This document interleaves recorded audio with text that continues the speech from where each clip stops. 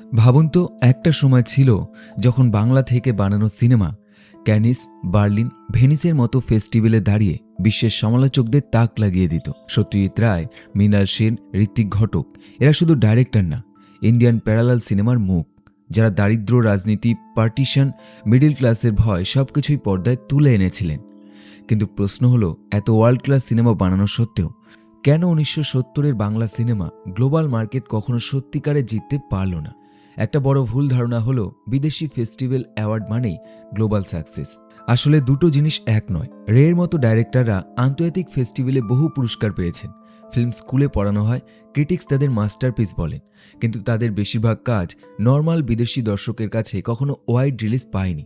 কারণ global market জিততে শুধু গ্রেট ফিল্ম না, দরকার ছিল শক্তিশালী ডিস্ট্রিবিউশন সিস্টেম। 70-এর দশকে বেঙ্গলি অথবা ইন্ডিয়ান আর্ট সিনেমার ক্ষেত্রে সবচেয়ে বড় বাধা ছিল কমজোরি ডিস্ট্রিবিউশন নেটওয়ার্ক। ফেস্টিভ্যালের বাইরে অনেক ফিল্মই বিদেশের হলে রেগুলার রান পায়নি। সাবটাইটেল প্রিন্ট বানানো ও ছড়ানো ছিল সীমিত। Dedicated international distributors, sales agent এগুলো খুব কম ছিল। অন্যদিকে হলিউডে বড় স্টুডিওগুলো সেই সময় global theatre chain, TV rights, home video, aggressive marketing সব মিলিয়ে একটা পূর্ণাঙ্গ এম্পায়ার তৈরি করেছিল।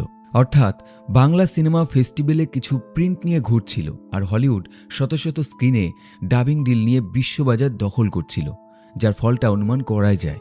আর্ট সিনেমার বেশিরভাগ ফিল্ম বানানো হতো খুব কম বাজেটে, অনেক সময় স্টেটের ছোট লোন বা অল্প কিছু ফান্ডে। এতে আর্টিস্টিক ফ্রিডম ছিল, কিন্তু গ্লোবাল পুশ দেওয়ার মতো টাকা, ইনফ্রাস্ট্রাকচার আর লং টার্ম প্ল্যানিং প্রায় থাকতই না।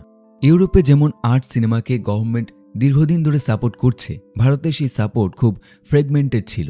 এফএফসি, এনএফডিসি কিছুদিন সাহায্য করেছে, পরে রিস্ট্রাকচারিংয়ের পর সেই ব্যাকিংও কমে গিয়েছিল। ট্যালেন্ট ছিল অনেক, কিন্তু সিস্টেম ছিল দুর্বল। আরেকটা বিষয়, এই সিনেমাগুলোর অনেকটাই খুব লোকাল কনটেক্সটে রুটেড ছিল। পার্টিশন, নকশাল, ক্যালকাটার মিডল ক্লাসের ক্রাইসিস। কিন্তু একজন 1970-এর ইউরোপীয় বা আমেরিকান রেগুলার ভিউয়ার্সের কাছে এই বাস্তবতা তখন খুব পরিচিত ছিল না। তার উপর সেই সময়ে সাবটাইটেল কালচার আজকের মতো ওয়াইড স্প্রেড ছিল না। বহু গবেষক তাই বলেন, বেঙ্গলি প্যারালাল সিনেমা অনেক ক্ষেত্রে নিজের সময়ের থেকে এগিয়ে ছিল। আজকের ওটিটি আর গ্লোবাল সিনেফিল কালচারের যুগে এই কাজগুলো নতুন করে ডিসকভার হচ্ছে, কিন্তু তখন ইমিডিয়েট বাজার পাওয়া কঠিন ছিল।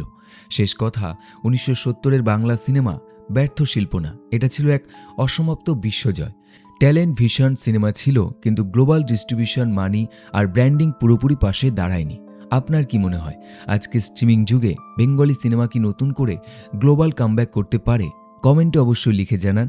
আর এমনই হিস্ট্রি এবং সিনেমার ধরনের গল্প পেতে চাইলে চ্যানেলটি অবশ্যই সাবস্ক্রাইব করে রাখুন।